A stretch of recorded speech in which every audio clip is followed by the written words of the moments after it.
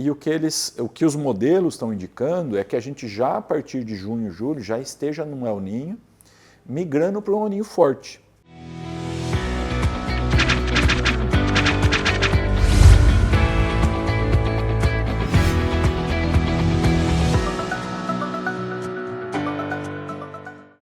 Ela existiu só de fato, mas não de direito, entendeu? Ela foi muito fraquinha e muito curta. Então, ao contrário do que a gente observou, e assim, os centros lá dos Estados Unidos, o CPC, que é quem na verdade faz o monitoramento daquela região do Pacífico que está na zona 3.4, que é uma zona que está próxima da América do Sul, na linha do Equador, eles nunca prometeram muita coisa. Eles sempre prometeram uma laninha fraca, alguma coisa curta, e de fato aconteceu. Hoje, agora começo de fevereiro, tecnicamente já não estamos mais, já estamos em neutralidade.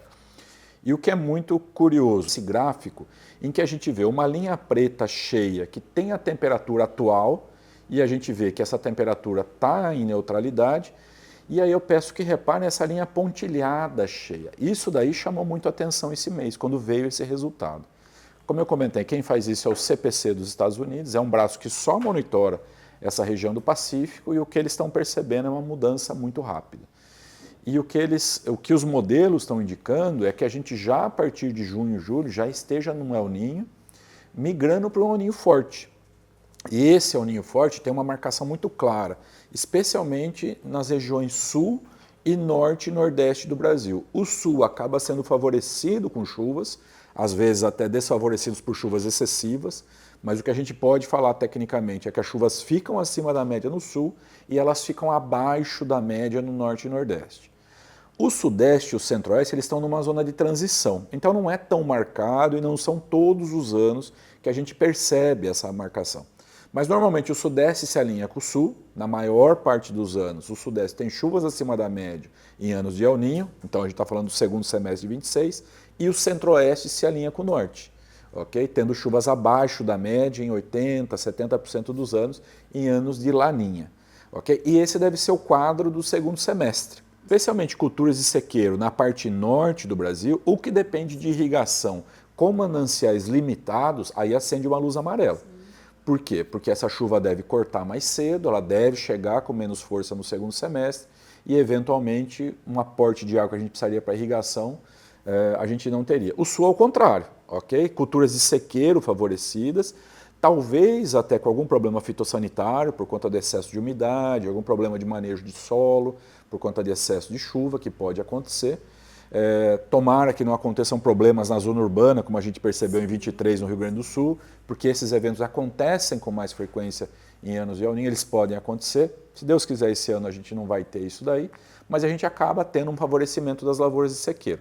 As lavouras irrigadas, na parte sul e sudeste, elas têm o aporte hídrico, então não depende tanto. Um outro aspecto que chama a atenção em anos de El Niño é o aumento da temperatura. E isso eu sei que tem um impacto importante para hortifruti, de forma geral. Então, diferente de 25, ok? E você estava me contando que isso teve um impacto em preço. Então, muito positivo essas temperaturas a menos. E talvez agora a gente possa olhar um cenário um pouco diferente disso, ok? Por quê? Porque a previsão de temperatura que sai para fevereiro, março e abril é de temperatura até 2 graus acima da média em praticamente todo o Brasil, diferente do que a gente viu em 25. Desde fevereiro de 25 até mais ou menos setembro, que as temperaturas, final de setembro, explodiram, as temperaturas foram mais baixas. No estado de São Paulo, por exemplo, desde 1989 a gente não tinha temperaturas tão amenas. Okay? Então foi um ano muito bom para quem gosta de temperatura amena. E na verdade, quase todas as culturas gostam. Então a gente vê essa tendência de aumento da temperatura e esse é um outro indício do El Niño. Porque o El Niño, em 90% dos casos, ele traz temperatura acima da média.